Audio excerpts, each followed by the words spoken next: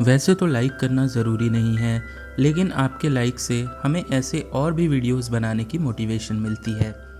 Film की कहानी शुरू होती है और घने जंगलों को दिखाती है, जहां हमें एक अजीब सा कैबिन दिखता है, जहां 3 दोस्त छुट्टियां मनाने आए थे। ये घर एक बड़े तालाब के किनारे था, जहां 2 दोस्त बैठकर खूब मस्ती कर रहे थे। लेकिन उनकी एक दोस्त घर के अंदर थी, जिसका नाम जेसिका था। वो बहुत बुरी हालत में थी। अब जेसिका के पास उसकी एक दोस्त आती है, जो उसके साथ खूब मस्ती कर रही थी। जेसिका की तबीयत खराब थी, तो उसकी दोस्त उसके पास बैठकर एक किताब पढ़ने लगती है। लेकिन पता नहीं जेसिका को क्या हुआ था। वो अपनी अजीब आवाज़ में उसकी दोस्त की किताब में जो भी लिखा था वो पढ़ने लगती है। उसकी दोस्त जेसिका की आवाज़ सुनकर घबरा जाती है। जेसिका की आवाज़ सुनकर ऐसा लगा जैसे उसके अंदर से कोई और बोल रहा हो। उसे उल्टी होने लगी थी और उसकी आंखों का रंग बदल जाता है, जिसके बाद वो अचानक अपनी दोस्त के बालों को उसके सर से खींचकर अलग कर देती है और बाहर जाकर अपने दूसरे दोस्त का सर धड़ से अलग कर देती है। उसने अपने दोनों दोस्तों को मार डाला था, जिसके बाद हम जेसिका को हवा में उड़ते हुए देखते हैं और उसकी सहेली जो रोते हुए ये सब देख रही थी। अब तक आप समझ नहीं पाए होंगे कि जेसिका कौन थी और इन तीनों दोस्तों के साथ ऐसा क्यों हुआ। ये सब जानने के लिए हमारी कहानी एक दिन पहले की ओर जाती है। तो हमें एक पुरानी इमारत दिखाई देती है और उसी अपार्टमेंट में एली नाम की एक महिला अपने 3 बच्चों के साथ रहती थी। वो अपने पति से अलग बच्चों के साथ रहती थी। एक रात एली की बहन उसके घर आती है, जिसका नाम बेथ था। वो एली के घर आकर बच्चों को गिफ्ट देती है, जो वो उनके लिए लेकर आई थी। बेथ एली के पति के लिए भी गिफ्ट्स लेकर आई थी, क्योंकि उसे नहीं पता था कि उसकी बहन अब अपने पति के साथ नहीं रहती है।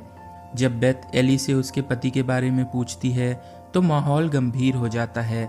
इसीलिए एली बेथ से बात करने के लिए अपने बच्चों को पिज्ज़ा लेने के लिए बाहर भेज देती है, ताकि वो अपनी बहन से अकेले में बात कर सके। जब बेथ को अपनी बहन के पति के बारे में पता चलता है तो बेथ अपनी बहन एली से कहती है कि उसे इस बारे में बताना चाहिए था। दूसरी ओर जब बच्चे पिज्ज़ा लेकर वापस आ रहे थे, एक भूकंप आता है। तीनों बच्चे कार पार्किंग एरिया में थे। कुछ देर बाद सब कुछ ठीक हो गया था, लेकिन बात सिर्फ इतनी ही नहीं थी। एली के बड़े बेटे डैनी ने देखा कि भूकंप के कारण कार पार्किंग में एक बड़ा छेद हो गया था, इतना बड़ा कि वो उसके अंदर जा सके। डैनी ये देखने के लिए उस छेद के अंदर जाता है कि वहाँ क्या हो सकता है, जहाँ उसे कुछ किताबें और रिकॉर्डेड ऑडियो टेप मिलती है। टेप पर भाग 1, भाग 2 और भाग 3 लिखे हुए थे। डैनी को प्रीस्ट फादर की कुछ तस्वीरें मिली और उन्हें कई होली क्रॉस भी मिले। ये बात पक्की थी कि यहाँ किसी शैतानी शक्ति को कैद करने के लिए एक्सॉर्सिज्म का जादू किया गया था। उसे एक कब्र भी दिखती है, जिसमें से जीसस क्राइस्ट की मूर्ति निकलती है। उन्हें एक किताब भी मिली जो कपड़े से ढकी हुई थी। डैनी बिना कुछ सोचे उस किताब को अपने साथ ले जाता है। वहाँ एली, उनकी माँ, अपने बच्चों के बारे में परेशान थी, क्योंकि उसने टीवी पर सुना था कि भूकंप के कारण आसपास की इमारतों को नुकसान पहुंचा है।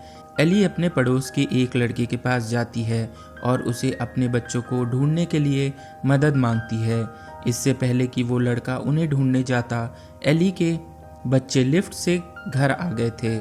एली उन्हें देखकर डांटती है और उनसे कहती है कि भूकंप आने पर लिफ्ट का इस्तेमाल ना करें। इतना कहकर वो लिफ्ट से कपड़े धोने के लिए नीचे चली जाती है। डैनी किताब और जो ऑडियो टेप उसे मिली थी उन्हें अपने कमरे में ले जाता है। वो किताब खोलने की कोशिश करता है, लेकिन किताब नहीं खुलती। वो किताब नुकीले दांतों से ढकी हुई थी। किताब को देखकर ऐसा लग रहा था मानो ये किसी का चेहरा हो। तभी उसकी उंगली उन नुकीले दांतों पर अटक जाती है, जिससे कि डैनी की उंगली में चोट लग जाती है और उसका थोड़ा सा खून निकलने लगता है, जो किताब पर भी पड़ता है। लेकिन आश्चर्य की बात यह थी कि किताब उसका खून अपने अंदर सोख लेती है और तभी किताब खुल जाती है। हम देख सकते हैं कि उसमें अजीब तस्वीरें थी, मानो कोई किसी पर जादू कर रहा हो। डैनी किताब तो नहीं पढ़ पाता, लेकिन ऑडियो टेप सुनने लगता है। पहले ऑडियो टेप में एक फादर थे जो बता रहे थे कि हमने अपने दोस्तों के साथ किताब पढ़ने की कोशिश की है जिसमें एक अजीब तरह का जादू के बारे में बताया गया है। अब आगे की बात दूसरे ऑडियो टेप में थी जब डैनी इसे बजाता है जिसमें फादर किताब के बारे में बता रहे थे। उन्होंने वो किताब कहाँ से मिली।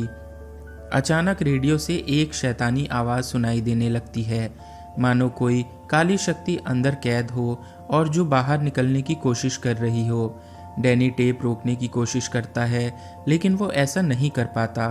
तभी हम देख सकते हैं कि काली शक्ति टेप से निकलती है और लिफ्ट में एली के अंदर चली जाती है, जिससे एली की हड्डियां टूट जाती हैं और वो शैतानी शक्ति उसे बेरहमी से पीट रही थी।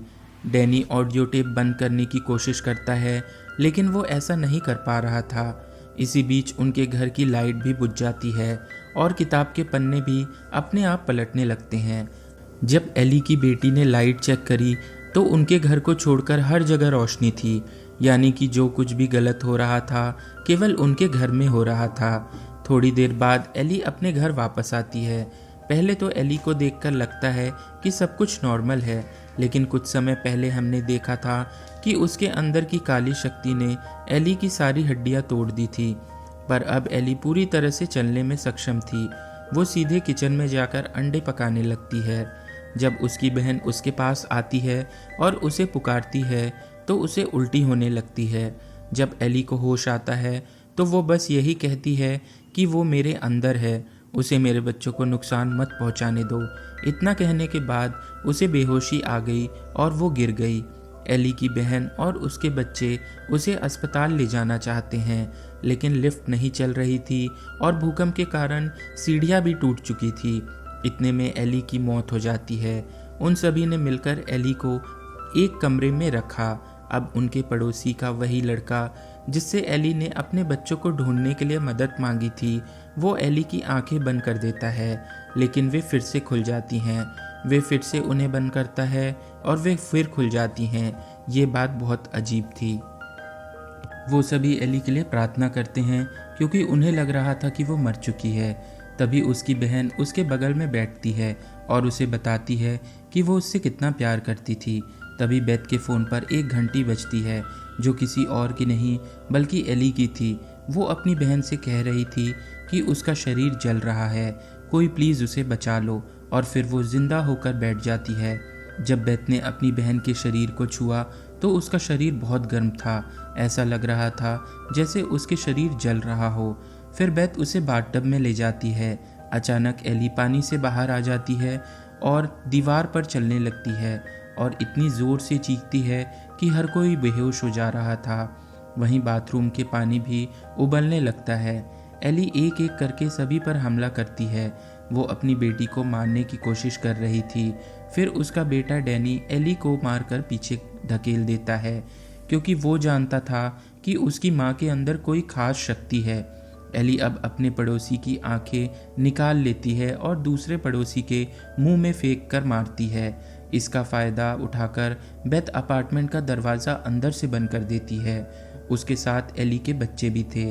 अब बेथ एक छेद से बाहर देखती है। बिल्डिंग के उस फ्लोर में जितने भी लोग थे एली ने सभी को मार डाला था। अंदर एली की बेटी अपने भाई डैनी से लड़ती है क्योंकि वो ये जानती थी कि सब कुछ डैनी की वजह से हुआ है। उसने टेप रिकॉर्डर चालू कर दिया था और जादू की किताब खोली थी। यहाँ वे एक दूसरे से लड़ रहे थे। एनी अपने सबसे छोटी बेटी को अपनी बातों से फुसलाती है और उससे गेट खुलवाती है। सब मिलकर बड़ी मुश्किल से गेट खोलने से रोकते हैं।